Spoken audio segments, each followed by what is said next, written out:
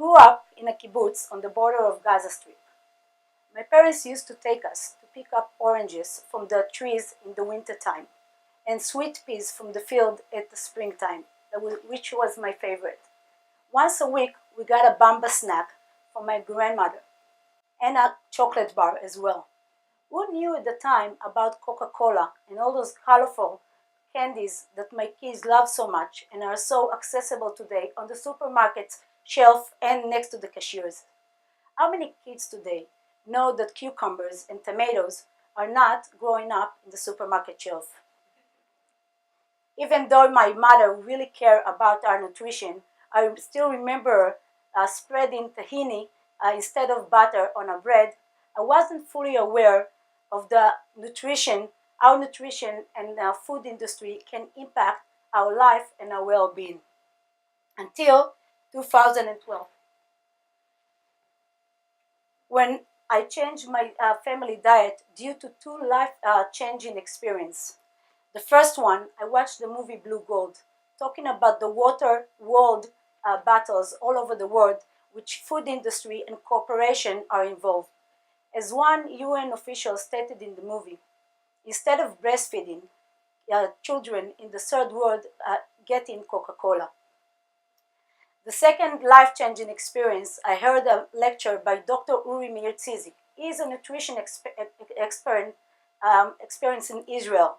I heard his lecture talking about the negative impact of white flour and sugar from various perspectives: health, social justice, environment, local economy, and much more.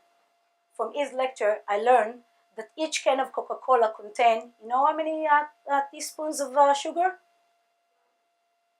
Okay, good, 12, between 10 and 13. Then it hit me. These are my children, Yonatan, Ori, and Ronnie.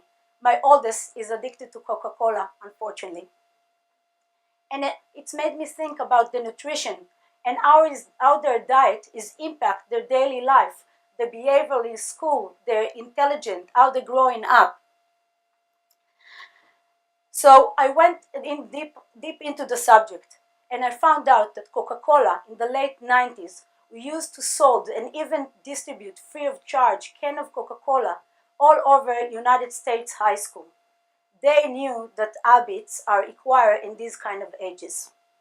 Moreover, in 2010, Coca-Cola teamed up alongside with companies like Walmart to partnership with the First Lady Initiative for Healthier America. What does it mean when the big food companies are sponsoring the First Lady food program? Moreover, lately in Israel, the big food companies dismissed commercial held by the Ministry of Health talking about the bad impact of snacks and beverage. At the same time, I serve as the manager of the environmental department in Ramat Negev.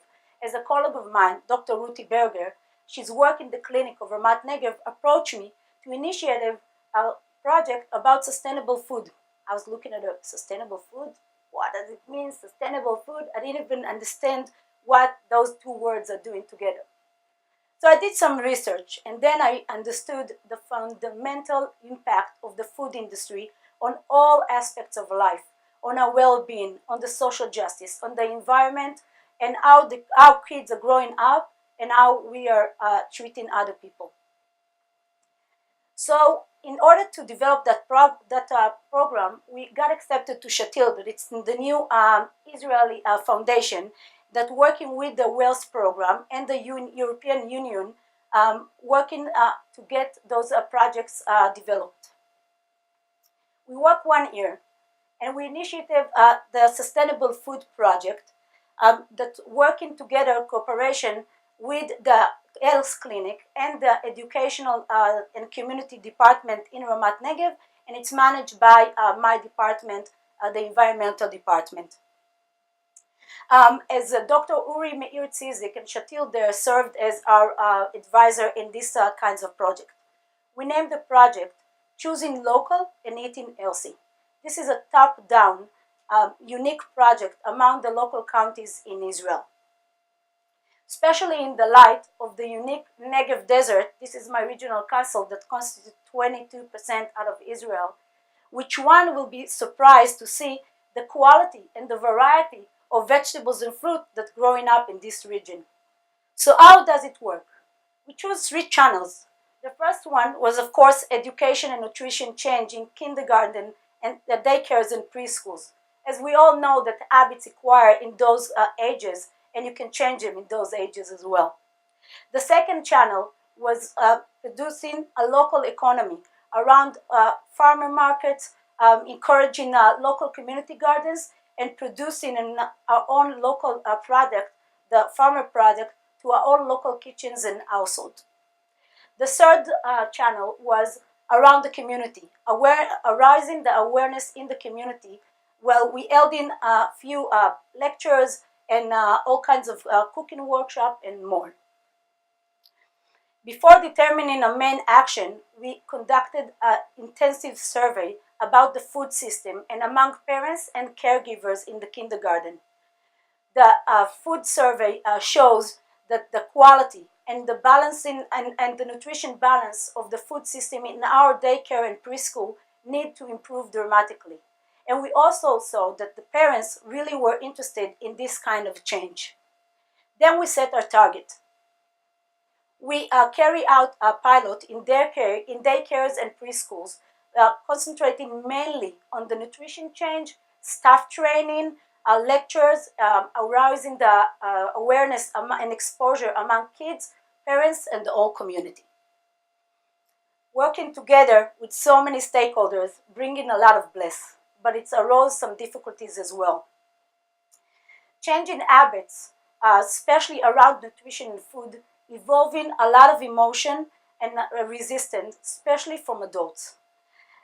As the daycare manager at my community told us, it's the one over there on the left, she told us that she's not eating the poultry that she's serving to my kids because of the poor quality of the poultry. She was the first one to go for a meatless Monday, therefore she can afford to purchase a good quality of poultry, and we make sure that she's going to eat it. As I said, one of the main challenges were with the parents, worrying that the kids are not eating well because of the new menu. So we used the collaboration between the department to solve some of those issues. A nutrition expert from the health clinic department held some personal meeting with parents and staff and the kitchen chef as well. And the environmental department and the education department held some discussion with the parents around those issues.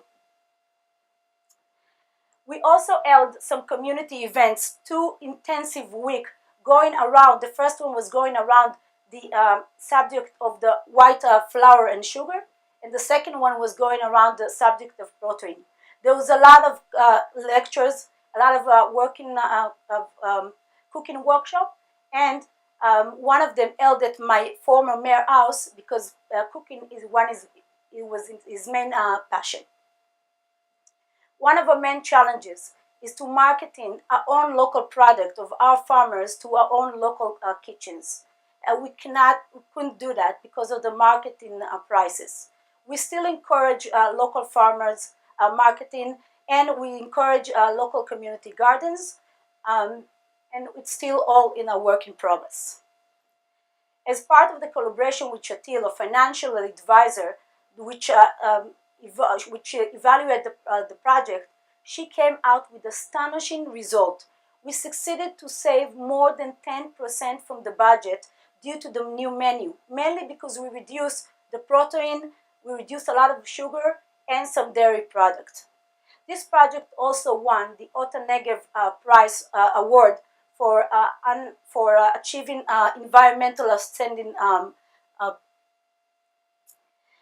As my vision is that when this model that already served as a model for other local counties in Israel will be adopted by many more. And one day will come and we're all going to eat like Ruti family, so the world will be a better place. And as Mahatma Gandhi said, If you want to see the change in the world, you need to live it. Thank you so much.